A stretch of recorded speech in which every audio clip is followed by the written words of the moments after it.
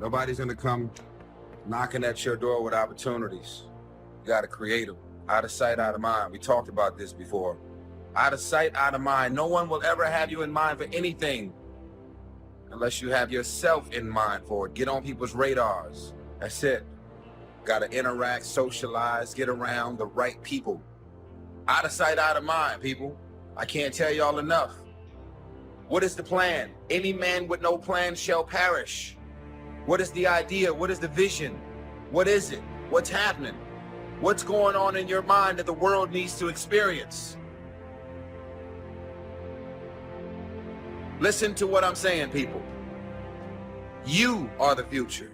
I do not want you to start thinking as small as your bank account. Be obedient to the visions, the ideas. Move on them. Out of sight, out of mind. It's grind season, it's hustle season. I need to awaken the beast inside of you. If you make it to the end of this video again, I want you to write, the world is an empty canvas waiting on new thoughts to think. And it's on us to create those thoughts.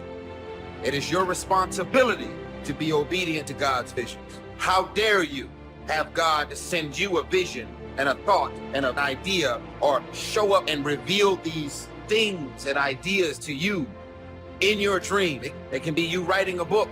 It can be you with all of your arts and crafts and designs. It can be you with sports. What are your visions and ideas that God has sent you? What is it? What's taking you so long to move on it? Put your money together. Budget your money. Make the move. Make the move. Just do it. And guess what? If you hit a wall, get your ass back up and keep going. I've made it this far from hearing way more no's than I've heard yeses. But I'm not afraid of the word no.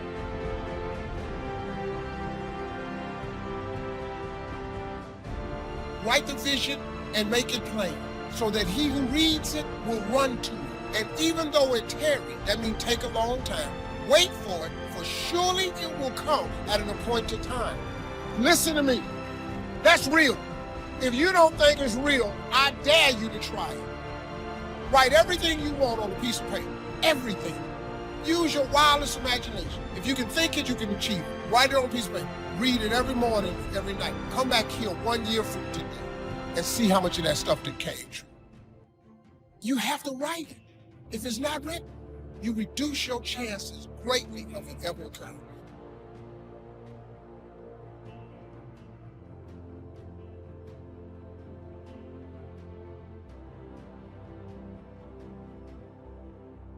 One underneath the other. Just let your dreams run free here, not what you think you can get, but what you want. If everything fell into place and you could have whatever you wanted the next 10 years, what would that be? Little things, major things, insignificant things, doesn't matter. Just make the list. I gotta tell y'all something. The real reality is this. When you decide what you wanna do for your life and your career, when God sends you a vision, a bold vision and confirmation around that book you were supposed to write, anything, it's gonna be your family and friends and loved ones to be the first ones to try and talk you out of greatness. Because why? They were never sent that vision. They were never sent that idea. They were never sent that concept. As a matter of fact, if you try and explain it, they're still not gonna get it because you see the invisible. You see what's not there.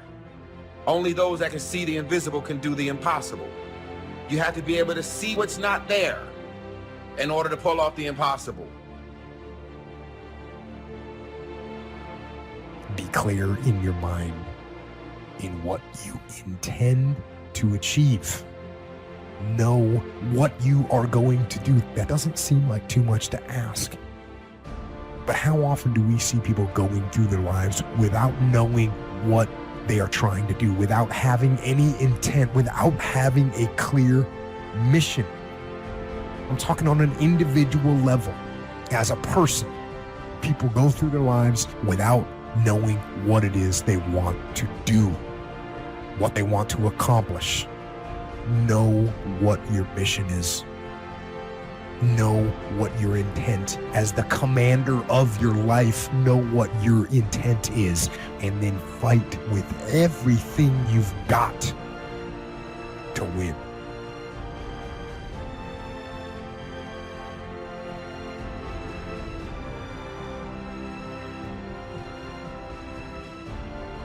Three major parts of personal development. Number one is physical part. Part of success is physical. Some people don't do well because they don't feel well.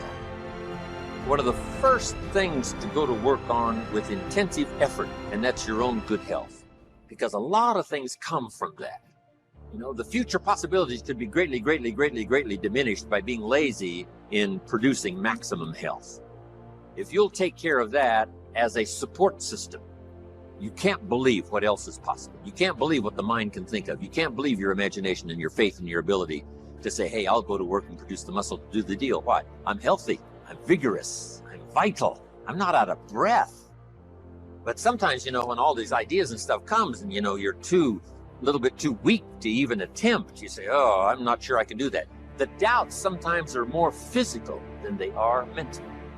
You haven't got the vitality to believe it's possible. But if you've got the vitality and the strength and you've got the health to do it, I'm telling you, ideas seem to love to be invested in healthy people that have got the ability and the ambition to pull it off. They got the health to do it. They got the strength to do it.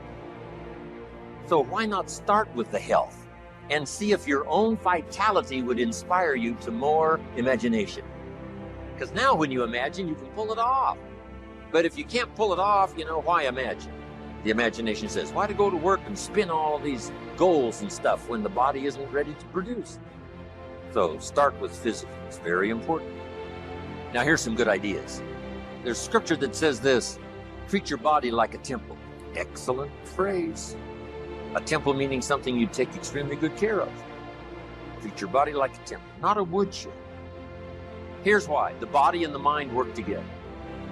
The body and the physical and the health is a support system for the mental that can dream, that can think, that can ponder, that can wonder, that can design, that can believe, that can have the spirit, and all that's possible in terms of emotional content.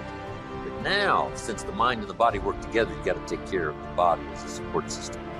One wise man said sometimes the spirit is willing, but the body is weak. See, that's a sad combination, a willing spirit and a weak body.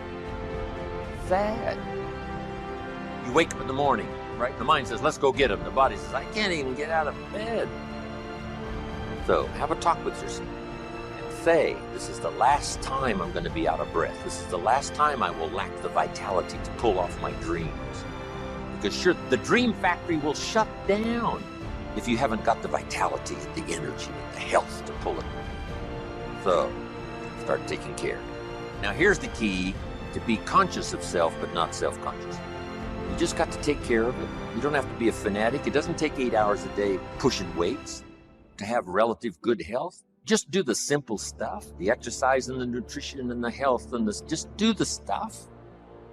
You know, for normal pulling off with vitality, the dreams that you want, just a simple little plan will do. Now also part of the physical is the outside as well as the inside. Interesting phrase written. It says, God looks on the inside, people look on the outside. So you got to take care of both. The inside for God and the outside for people. What's the old phrase? You never have a second chance to make a first impression. So the outside appearance is also valuable as well as inside vigor and vitality. Somebody says, well, people shouldn't judge you by your appearance. Let me give you a clue. They do.